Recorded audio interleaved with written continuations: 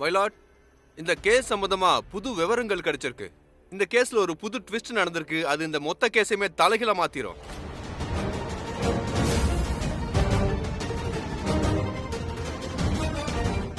மயிலாட், அது objection objection மயிலாட். கேஸ்ல தீர்ப்பு வழங்கும் போது இந்த மாதிரி அர்த்தமில்லாத பேச்சுக்கெல்லாம் எந்த இடமும் இல்ல மயிலாட். முதல் ஹியரிங்லயே எல்லா ஆதாரத்தையும் எல்லா சாட்சிகளையும் கோர்ட்ல ப்ரொசீட் பண்ணியாச்சு. அத பேசிஸா வச்சு இன்னைக்கு இந்த கோர்ட் தீர்ப்ப வழங்கணும். எனக்கு என்னமோ மிஸ்டர் ரிஷபோட வக்கீல் புதுசா இங்க யாரையோ கூட்டிக்கிட்டு வந்து நீதிமன்றத்தை திசை திருப்ப முயற்சி பண்றார் மயிலாட். மயிலாட், கோர்ட்ல தீர்ப்பு தர்ற வரைக்கும் நீங்க போராடலான்னு சட்டமே எங்களுக்கு இடம் தருது. அதோட கோர்ட் தீர்ப்பை ரிசர்வ் பண்ணி வச்சிருக்கு. இன்னும் தீர்ப்பை சொல்லல. அந்த தீர்ப்பை சொல்றதுக்கு முன்னாடி உங்ககிட்ட சமர்ப்பிக்க எங்கிட்ட ஒரு ஸ்ட்ராங்கான ஆதாரம் இருக்கு. எனக்கு நீங்க அனுமதி கொடுக்கணும்.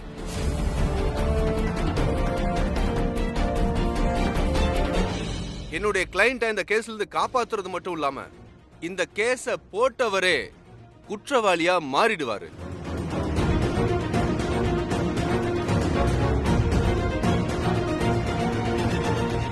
அப்ஜெக்ஷன் மயிலாட்.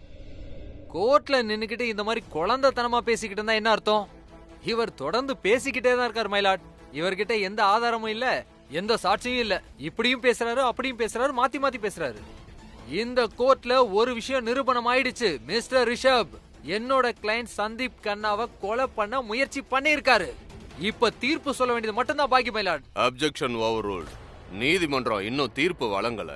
அதனால தீர்ப்பை வழங்குற வரைக்கும் இந்த கேஸ் ஒரு முடிவுக்கு வராது. இங்க பாருங்க சார், நீங்க என்ன முடிவு எடுத்திருக்கீங்களா? இருக்கிற எல்லா குறுக்கு வழிகளையும் உபயோகிச்சு என்னோட கிளையண்ட்டை ஜெயிலுக்கு அனுப்பணும்னு நினைக்கிறீங்களா? நான் தான் சொல்றேனே, எங்கிட்ட ஸ்ட்ராங்கான ஆதாரம் இருக்குன்னு. எனக்கு ஒரு சந்தேகம். நான் இந்த விஷயத்த சொன்னதும் உங்ககிட்ட இருந்து அவ்வளவு பெரிய கோவம் ஏன் வெளிப்படுது? சரி மயிலாட், என்கிட்ட ஒரு ஸ்ட்ராங்கான ஆதாரம் இருக்கு. அதையே நான் திரும்ப திரும்ப சொல்லிக்கிட்டு இருக்கேன்னா, இப்ப இந்த கோர்ட்டுக்கு வரப்போற சாட்சி இந்த கேஸையே மொத்தமா தலைகீழ மாத்திடுவாரு.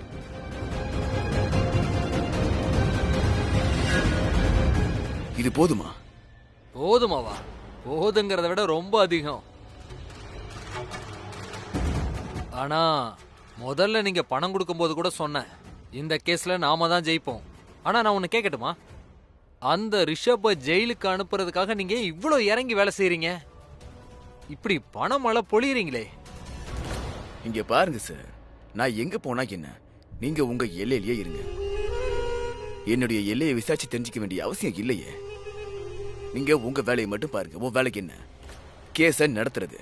அதனால இந்த கேஸ ரொம்ப நல்லபடியா நடத்து. நாளைக்கு கோர்ட்ல தீர்ப்பு வழங்க போறாங்கல்ல, அப்ப ஜட்ஜ் சார் என்ன சொல்லணும் தெரியுமா?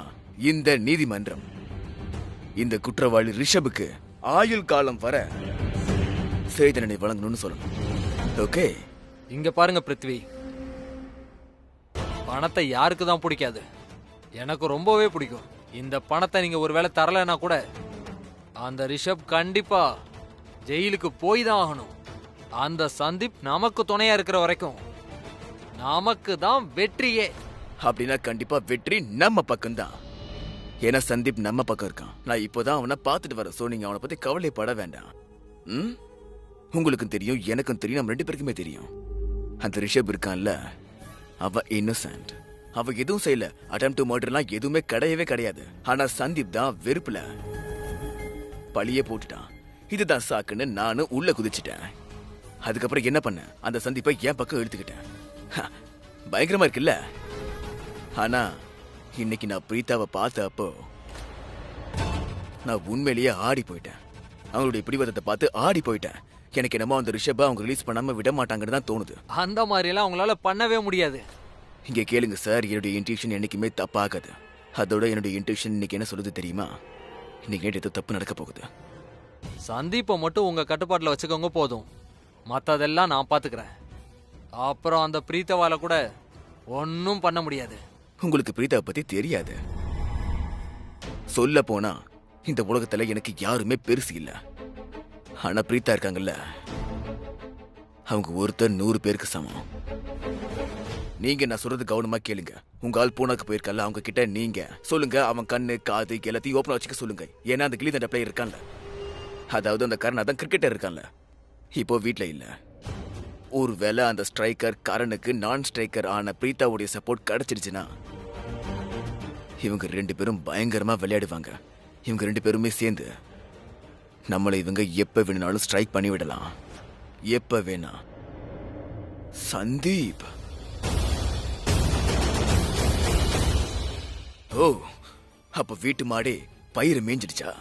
இந்த கேஸ்ல வந்திருக்க புது ட்விஸ்ட் இருக்கே, அது வேற யாரும் இல்ல, சந்தீப் தான்.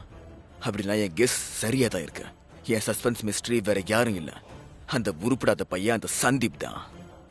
அவன் பிரீதாவோட கூட்டு சேர்ந்துட்டானா? என்ன சார், என்ன யோசிக்கிறீங்க? என்னாச்சு? மைலாட், எனக்கு இந்த புது ஆதாரத்தை பத்தி எந்த டீடைல்ஸும் தரல. எனக்கு இந்த புது ட்விஸ்ட பத்தி டோட்டலி எதுவுமே தெரியாது.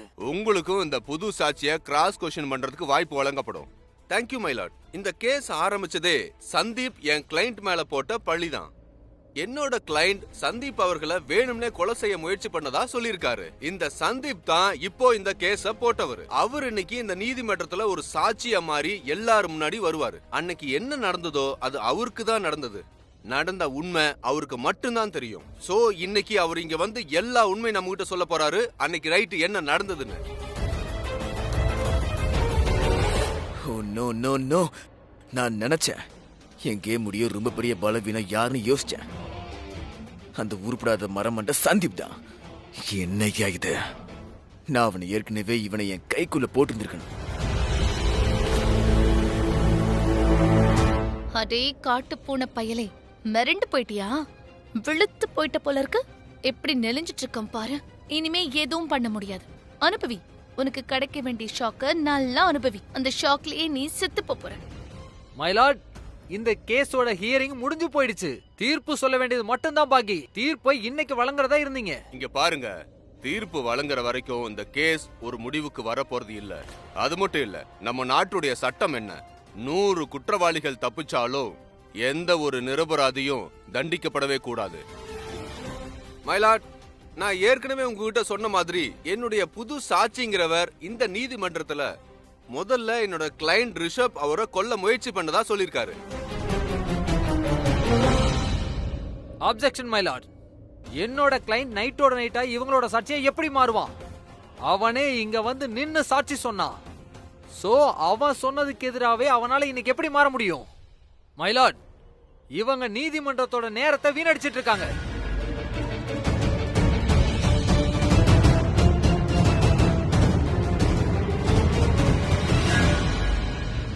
பிருத்வி, எங்க போறீங்க? Washroom. I'll be right back. Okay.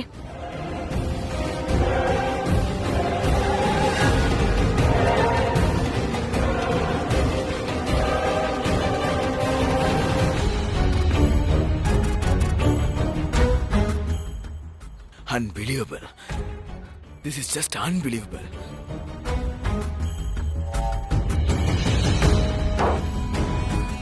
Unbelievable. Just unbelievable. அந்த சந்தீப், அந்த உருப்படாத பையன் சாட்சி சொல்லுவானா? அது எப்படி சாட்சி ஆகும்? அவன் தான் கேஸை ஃபைல் பண்ணா, அவன் தான் விக்டிம். இப்போ அவன் எப்படி இப்போ?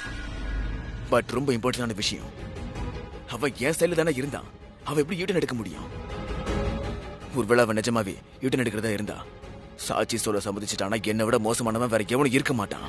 நான் அவனை ஊண்டிலன் பண்ணிடுவேன். நான் அவனை நாசமாக்கிடுவேன். எந்த மருந்தோ எந்த பிரார்த்தனையோ அவனுக்கு உதவி செய்யவே செய்யாது. ஒரு வேலை பண்ணா, ஃபோன் பண்ணி கன்ஃபார்ம் பண்றேன். என்ன நடக்குதுன்னு தெளிவா தெரிஞ்சிடும்.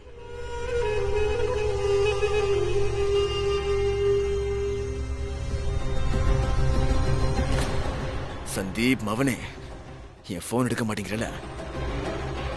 பரவாயில்ல, கோர்ட்டுக்குள்ள போற வழி இதுதானே. நீ இந்த வழியா போகும்போதே நான் உன்னை பிடிச்சிருவேன். நீ தான் சாட்சி சொல்ல போறியா இல்லையான்னு தெரியற வரைக்கும் நான் உன்னை விட போறதே கிடையாது. வாடா வாடா.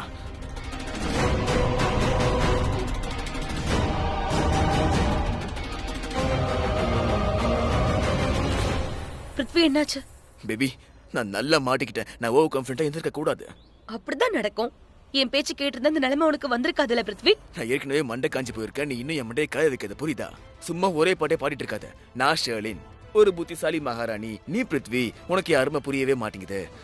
இந்த டயலாக் எல்லாம் நீ தான் சொல்வ, நான் இல்ல. இங்க பாரு, நான் உனக்காக என்ன பண்ணாலும் சரி நீ எனக்கு குறை சொல்லிட்டே தான் இருப்ப. நீ என்ன பண்ணணுமோ பண்ண, இல்ல எங்கேயாவது போய் தொலை பிருத்வி.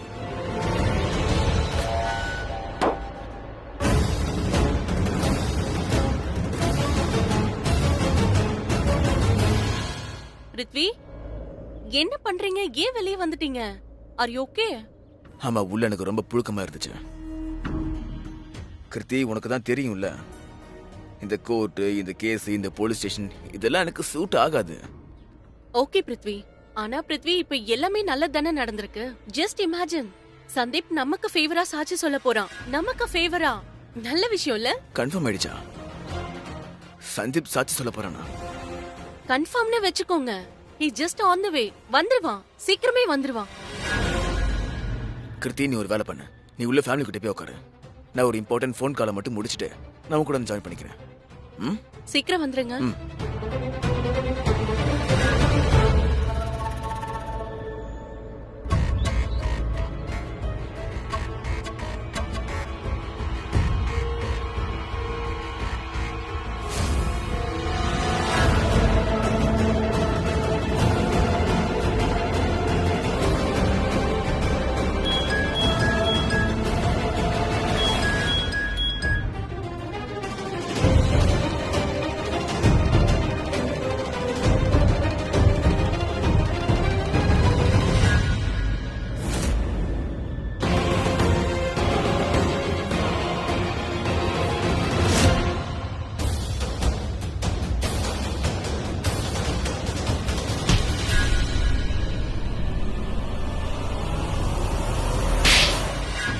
என்ன குருடா, கண்ணடைய கட்டி மியூசியம்ல வைடா. போடா.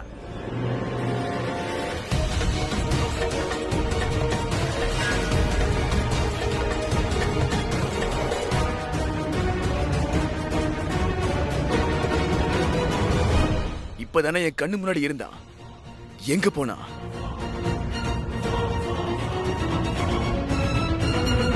பிரீதாவுக்கு ஃபோன் பண்ணணும். அவங்க கோர்ட்டுக்குள்ள இருக்காங்க. கண்டிப்பா வந்து எனக்கு வந்து ஹெல்ப் பண்ணுவாங்க.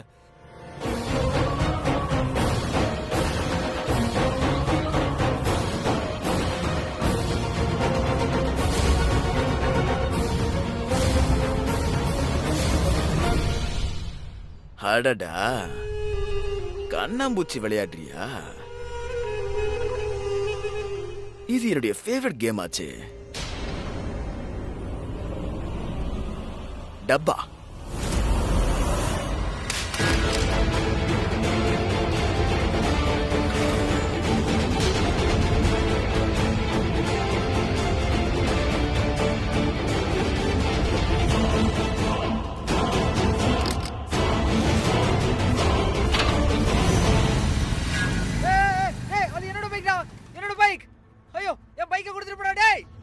ஐயோ சார், அவன் என் பைக் எடுத்துட்டு போயிட்டான். உன் பைக்கா? ஆ, பைக்ல சாய் வச்சுட்டு எவன்டா சுத்திக்கிட்டு இருப்பான்? ஆ? உன் சாவியோட சேர்ந்து என் பூட்டும் போயிடுச்சு. போய் தோடா.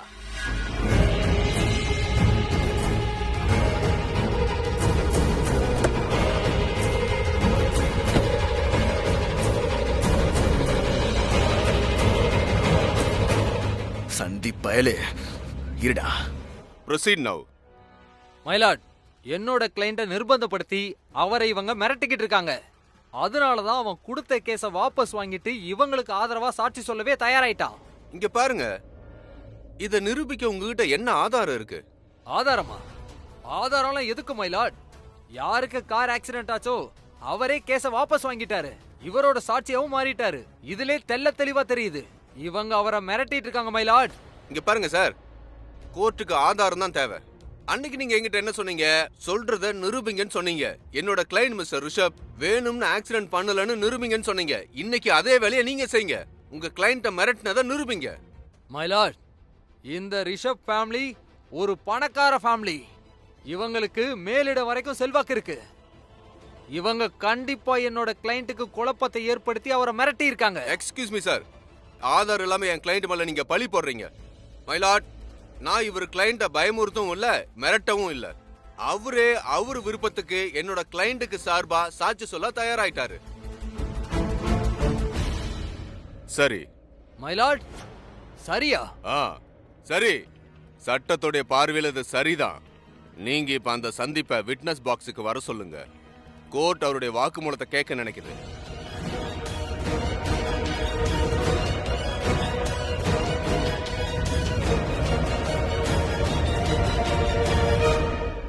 மயிலாட், ஒரு நிமிஷம். பிரீதா மேடம், சந்தீப் கண்ணா இங்க வந்துட்டானா? அவன் எங்க இருக்கான்னு தெரியல. நான் அவனுக்கு மெசேஜ் பண்ணிருக்கேன், ஆனா அவன் இன்னும் ரெஸ்பான்ஸ் பண்ணவே இல்ல. சோ அவன் எங்க இருக்கான்னு உங்களுக்கு தெரியும்ல? அது நான் இதோ வந்துடுறேன். சரி, அப்ப நான் ஒண்ணு பண்றேன். இந்த கேஸ்ல நான் இன்னும் வாக்குவாதம் பண்ணி இந்த கோர்ட்டோட டைமை கொஞ்சம் எக்ஸ்டெண்ட் பண்றேன். அதுக்குள்ள நீங்க போய் சந்தீப்பை எப்படியாவது இங்க கூட்டிட்டு வந்துருங்க. ஓகே. மைலாட், திறமையான எதிர்க்கட்சி லாயர் என்னோட கிளைண்ட் இவரோட சாட்சி ஆயிட்டாருன்னு சொல்றாரு. அவர் இப்ப இங்க வந்து சாட்சி சொல்ல போறாரா? அண்ட் இந்த கேஸ தலைகீழா மாத்த போறேன்னு சொன்னாரு. நான் இப்ப இவரை பார்த்து கேக்குறேன், என்னோட கிளைண்ட் சந்தீப் கண்ணா எங்க? அவர் ஏன் இன்னும் கோர்ட்டுக்கு வரல?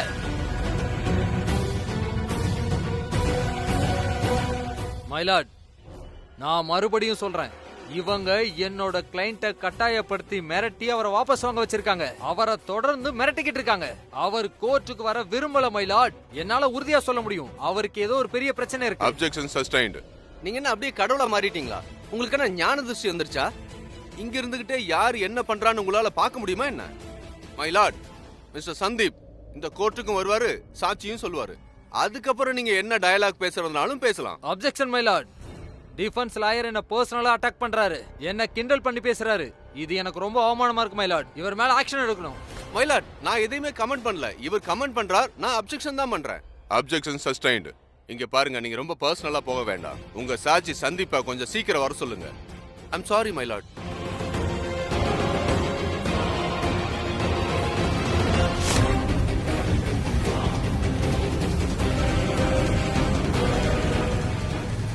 இதுக்கு என்ன ஆச்சு?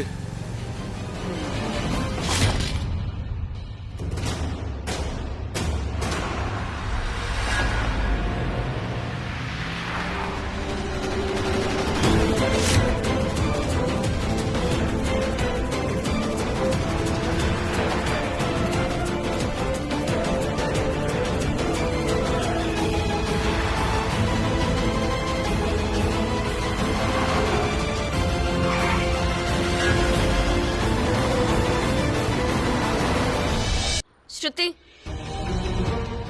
ராக்கிமா, அது நான் என்னாச்சு நீ சொல்லுங்க.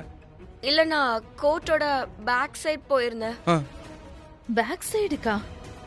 சரி, நீ ஏன் அங்க போன? அது ஏன் போனேன்னா, காலையில நாங்க இங்க வந்தப்போ வண்டியை பார்க் பண்ணிட்டு இருந்தப்போ சந்தீப்பையும் அவன் கேர்ள் ஃப்ரெண்டையும் அங்கதான் விட்டுட்டு வந்தேன். அர்ஜென்சில உள்ள வந்துட்டேன். பிருத்வியோட சண்டை நடந்துச்சு அங்க? ஆமா, அங்கதான் நான் 2 பேரையுமே பார்த்தேன். சந்தீப், இங்க பாரு, நீ இங்கே உட்காந்துரு, உனக்கு எதுவுமே ஆகாது, நீ எதுக்கும் பயப்படாத. பிரீதா மேடம், உங்க மேல எனக்கு முழு நம்பிக்கை இருக்கு. நீங்க எனக்கு எதுவும் ஆக விட மாட்டீங்க. ஆமா, உனக்கு எதுவுமே ஆகாது. இங்க பாரு, கொஞ்ச நேரத்துல கோர்ட் ஹியரிங் ஸ்டார்ட் ஆயிடும். எல்லாருமே வர ஆரம்பிச்சிருவாங்க. ஆனா உன்னை விட்னஸ் பாக்ஸுக்கு சாட்சியா கூப்பிடுற வரைக்கும் நீ இங்க இருந்து எங்கேயுமே போக கூடாது.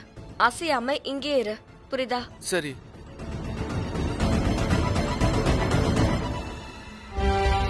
சுதீப்பா, நீ ப்ளீஸ் சந்தீப்பை பாத்துக்கோ, சரியா? அவன் கொஞ்சம் பயந்து போயிருக்கான். அதோட நீ இங்க இருக்கிற வரைக்கும் சந்தீப்பை உன் கண்ணு முன்னாடியே வச்சுக்கோ. அவன் கொஞ்சம் நர்வஸா இருக்கான். ஓகே, நீ அவனை பாத்துக்கோ, சரியா? நான் கூப்பிடுறேன். ஓகே. ஆனா இப்போ சந்தீப் சாட்சி சொல்ல வேண்டிய டைம் வந்தப்போ அவன் எங்க இருக்கான்னு நான் பார்க்க போனப்போ அங்க 2 பேருமே காணோம். இந்த போன் மட்டும் தான் இருந்துச்சு. இந்த போனு?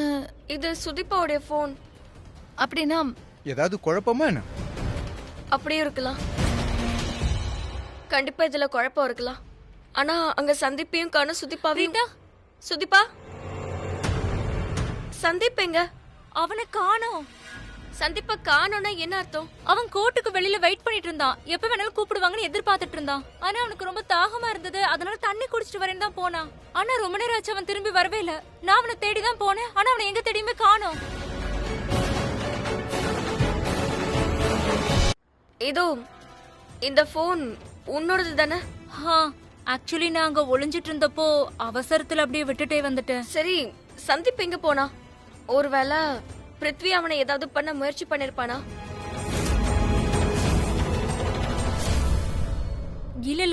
எனக்கு என்னமோ அவன் பயந்திருப்பான்னு தோணுது, அதனாலதான் போயிருப்பான். பயந்திருப்பானா? ஆனா அது எப்படி அவன் போவான்? ஆக்சுவலி அவன் ரொம்ப நர்வஸா இருந்தான். அவன் அம்மா வேற ஃபோன் பண்ணிக்கிட்டே இருந்தாங்க. சோ ஐ கெஸ் அவன் போயிருப்பான். அதெல்லாம் எப்படி போவான்? பிரீதா, அத்தை நீங்க ஒன்னும் கவலைப்படாதீங்க. சந்தீப் எங்க இருந்தாலும் சரி அவனை சாத்தி சொல்ல நான் கூட்டிட்டு வரேன். ஸ்ருதி, சமீர், நீங்க ஒண்ணு பண்ணுங்க, சீக்கிரமா சந்தீப்போட வீட்டுக்கு போங்க. ஒருவேளை அவங்க அம்மா ஃபோன் பண்ணிட்டே இருந்தாங்கன்னா அவன் கண்டிப்பா அவங்க வீட்டுக்கு தான் போயிருப்பான். அங்க போய் எனக்கு ஃபோன் பண்ணி அவன் கிட்ட கொடுங்க, நான் அவன் கிட்ட பேசுறேன். அது வரைக்கும் இந்த கோர்ட்ல ஹியரிங் நடந்துகிட்டே இருக்கட்டும், அதுவும் சந்தீப் வர வரைக்கும். சரியா? சரிங்க அண்ணி. சரிக்கா, வா ஸ்ருதி. வா. ராக்கிமா, நீங்க ஏன் கூட வாங்க. சமீர், உனக்கு வழி தெரியும்ல? ஸ்ருதி எனக்கு தெரியும், நான் கேட்டுட்டு தான் வந்தேன். சமீர், அங்க பாரு, யாரோட பைக்கோ கீழே விழுந்து கிடக்குது பாரு. அட என்ன ஸ்ருதி, நீ சந்தீப்பை ஃபோக்கஸ் பண்ணு. அவன் எங்கேயாவது தென்படுறானான்னு பாரு. சந்தீப் மேல ஃபோக்கஸ் பண்ணு.